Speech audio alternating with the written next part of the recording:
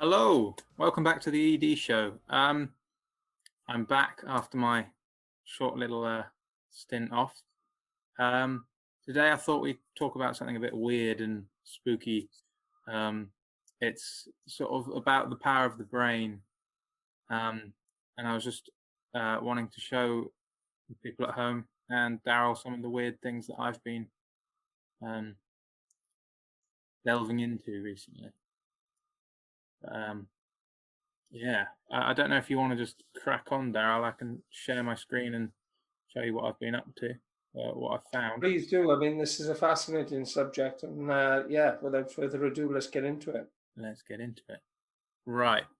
So, the first thing that I found quite interesting that I've discovered recently is that there was a man um, that he started having pain in his or numbness in his left leg, I think it was, and went to the doctor. This is a man that was, I think he was like 40 odd. Um, Anyway, they found when they did a scan of his brain that 90% of it was missing, but That's phenomenal. he was still moving around, talking, walking. Um, but yeah, this is the article from Science Alert. But So, did that hamper him at all in his everyday living? I mean, he was a civil servant, so possibly, but but No, but was this a family man that was going yeah, about his yeah. everyday life, operating a car and everything else? You can find information about this all over the internet, but basically, yeah. So as it says here, there was a French bloke, um, and I'll show you the scan. That's his, or well, that's where the brain would be. Yeah. You can see that there's a bit of brain there and around the edge. It's basically just a hollowed out brain, for lack of a better word. But they reckon that it was. So yeah, he went to the doctor complaining of mild weakness in his left leg, and the brain scan revealed that his skull was mostly filled with fluid, leaving just a thin outer layer of actual brain tissue, with the internal part of his brain almost totally eroded away. How many people have me and you accused of this? Lots of people. Um, so yeah, so doctors think that his brain was slowly destroyed over the course of about 30 years from buildup of fluid, which is I think what's happening to me. He had an IQ of 75, which is pretty fucking low, but was not mentally disabled, and he had two But, but, kids. but you say low, considering of what we just saw in that scan. Can you imagine what he would have achieved had he had a fully developed brain? Well, that's the thing, though. I don't know if it even works like that. I don't, but it's such a bizarre thing to think about because he was a fully working human being without well, without the majority of his brain. Like you think, what is consciousness? What is the thing that Yeah. makes you tick? When you think it's all up there, and then this guy's somehow the same as everyone else without having a brain, basically. It's amazing, isn't it? It's more worrying for me because it makes me think, well, something's very weird there. Something's very weird because Goes to show there's bigger powers than us, Eddie boy. all right, maybe I don't know. It's weird. Anyway, yeah. So he's perfectly fine and perfectly healthy, other than not having much of his brain. But yeah, it's basically weirded out a load of scientists, and they were like, "Well, consciousness. What is consciousness if you don't really need a brain in order to have it?" So, but there's loads of really interesting information about him, and it basically weirded out all the neuroscientists in the world because they had all these theories, and he's basically gone, nope. But this leads on kind of to what I think a normal brain can do, the power of the human mind. So there's all this research done in the 30s about ESP, extrasensory perception. Lots of studies about this, and basically, this is the article if you want to read it. But there's loads and loads of articles. Are you going to put all the links for this? Yeah, I'll whack all the links. But basically, there were lots and lots of studies done over sort of in the between 1880 and 1940 and stuff like that. And they found that they would have a deck of 25 cards. And so they'd have a deck of 25 cards, and they'd have 25 different like symbols on them, right? And one person would sit across from the other, and one person would be looking at a card, and the other person would try and guess what it was. And if you allow for, like, if you think statistically, they should have guessed 5 cards, right? They should have 5 correct guesses statistically.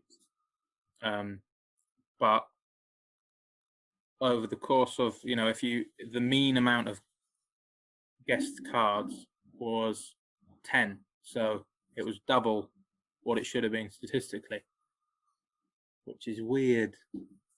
And interestingly, the more recent ones they've done, they did brain scans of people as they were doing it, and the people that got more than what the statistical, like the chances are, their brain was lighting up in the sort of the central portion of the brain, sort of more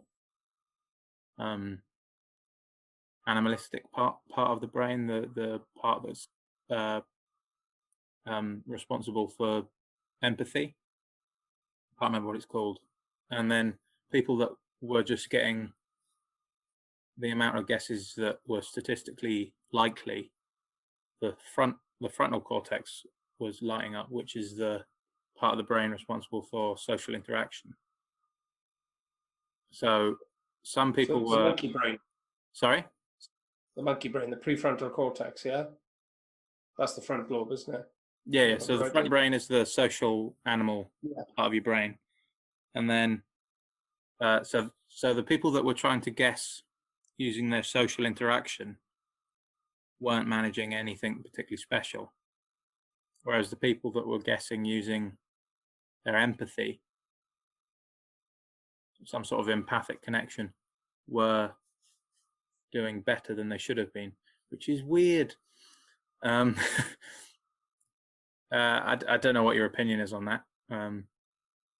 I think there's definitely something in it, and I think it's been hidden from us for some time. And I don't think humanity in general, the collective in general, actually is in tune. And I think that's through conditioning. I don't think we taught it in schools, and I think we could be taught it in schools. There's definitely people that have come out about it, like Goldie Hawn, the Hollywood actress. Her videos are all over YouTube and stuff like that, where she's championing doing it in school level with children, and she does it with her own grandchildren, where they meditate and they learn to get to their higher beings and higher selves and everything else like that. Something I'd love to be able to do, but I mean, there's the whole thing with what's it called, Tubo. Yeah, you've fascinated me with that subject. I'd love to know more about that. That's an interesting one. We should really do like a full-on episode about that at some point. But the basic premise is that there's these monks up in Tibet or somewhere that dry their clothes by meditating and heating up the surface of their skin to such a degree that they could dry their clothes. And they've done tests on these people. Like in the 90s, they did a test where they were measuring the internal temperature of their organs and the external temperature of their skin. The internal temperature of their organs stayed at a nice stable, like, 35 or whatever. what a human is, Yeah. and their skin went up to 60 something. And everyone was like, well, the scientists were like, they didn't know how it was possible because it shouldn't have been possible. They should have died. But they do it. 100%. They should be dead, shouldn't they? That's Yeah, phenomenal. They do it all, every other day, I suppose. They do it a lot. It's inexplicable though, because to see a monk sitting in his boxer shorts in the middle of the snow Steaming. with a wet towel on him, drying it, Mm. you'd think there's camera trickery or anything, but You this can is watch genuine. videos online, Yeah. and you can actually do it yourself. The basic premise is you imagine a ball of light is your energy, and you have to imagine it growing and then extending to your extremities, which is the way it was explained to me. And a few years back, I tried it, and I was doing it for a few months, trying to master this idea of heating myself up, just to see if I could. I was bored, you do weird things when you're about 18. We still do weird things. People know that we scare the straights, right? We are weird. But anyway, after about 2 months of trying it for a couple hours a day, I was concentrating on my left hand, I believe it was, or it might have been my right hand, I can't remember. But after about 2 hours of staring at my or my hand, it started to steam. And I got so excited that I snapped out of the sort of trance-like state that you have to be in. And it stopped, and I was like, oh, fuck. And I couldn't get it back after that. So, but yeah, once I managed to get my hand very, very hot, but not again. We can work on that. But if there's distance on these podcasts, we can do a session like Bratzo does. We can do our own tubo sessions. Yeah. Well, these monks, they've been doing it their whole lives, so they can just sort of turn it on and off. Which is pretty cool. Slight unfair advantage there, then. You know what I mean? We're late in the game, but we'll give it a go. But I mean, we could try to. I'm halfway there. I'm halfway there. You are. You are. You just need a nice orange towel to go around you, and you'll be. Own bargains or something. Yeah. Right. So I'm gonna. That's not a product placement or an endorsement of Own Bargains. B&M is just as good, and if you're into shitty shopping, go to Lidl. So I'm now going to show you the last bit of interesting information. So this is an article released by the CIA, of all people. They're so trustworthy. About extra sensory perception or conscious related anomalies in random physical systems. So basically, they gathered 800 relevant experiments where people were sat in front of a computer system that was generating random numbers, and they were asked to think of a number, any random number, and then that would influence the computer to produce that number more than it should have statistically. Anyway, so you can go through this whole article. It's quite a long, wordy but there's like a load of random graphs and things. But their conclusion, I have read this, by the way, before, so don't think I'm just skipping to the conclusion. But for you guys, for brevity, the conclusion. So they say, this is the CIA, by the way, and this was classified up till 2000, and it was all of this experiment was put together in 89. So and see, the beauty of this is they classify these documents and they release them, but we don't really become aware of them, do we? No, as such. But this document has been was classified for 11 years. So yeah. Anyway, so in this paper we have summarized the results of all known experiments testing possible interactions between consciousness and the statistical behavior of random number generators. The overall effect size obtained in experimental conditions cannot be adequately explained by methodological flaws or selective reporting practices. Therefore, after considering all of the retrievable evidence, published and unpublished, tempered by all legitimate criticism raised to date, it is difficult to avoid the conclusion that under certain circumstances, consciousness interacts with random physical systems, whether this effect will ultimately be established as an overlooked methodological artifact, as a novel bioelectrical perturbation of sensitive electronic devices, or as an empirical contribution to the philosophy of mind remains to be seen. So basically they're saying there's something going on. We don't know why or how, but it's an effect that human minds have on machines that is there, and it's real. Or at least it appears to be. I think it's genuinely real. I also would go a step further. I think the CIA are being very candid there with what they're actually releasing to the public, because there are many people from the CIA that have left the CIA that talk publicly about this now, about remote viewing. Oh yeah, there's the whole thing with MK Ultra and stuff. Yeah, well, that's how they mind manipulate people, but with remote viewing, it's how they have used people with psychic ability for military operation, and it is a genuine thing. Well, there was there was a movie based on part of what they used to do, which was The Men Who Stare at Goats, because that was actually based on a real experiment that they did where they got a goat's heart to stop just by staring at it. Yeah, again, that's how they've done military operations to assassinate people, by looking at a photograph of somebody. They are able to do this, and it sounds weird and it sounds untrue. Check it out, do your research. It's absolutely true. There are people within the CIA that have come forward about it. Well, whatever the truth is, I mean, there's definitely something going on. So, I mean, yeah, if it's there, I mean, we can look into it maybe on another podcast to see if there's all that, available for people to look at. But you've opened a can of worms, Elliot. You've opened a can of worms. I have. It might be further down the rabbit hole than many people are willing to go.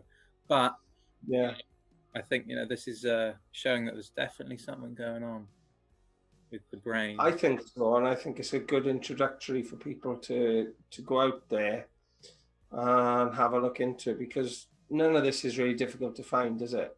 No. And obviously, influencing random number generators and guessing cards isn't particularly impressive, but the fact that it's a thing is impressive. That's what I think is the takeaway, is to go, wow.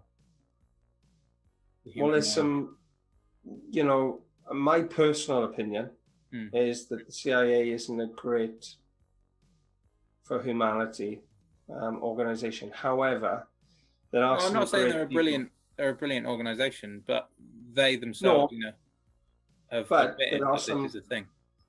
There's some great people within the organization of the CIA, and it is a credible organization, and that's what I was getting to. It is credible, and there are some, like anything, there's in the police force, there's some good people in a bad system, and like anything, yourself within any walk of life. For the CIA, if they are putting information like that together, you can bet your ass that there's some information there, and there's some stuff that's worth looking into. Right, well, bit of a different one, quite chilled out, but I hope everyone enjoyed that little soiree into the human mind, and I'll see you next time. Bye. I think so.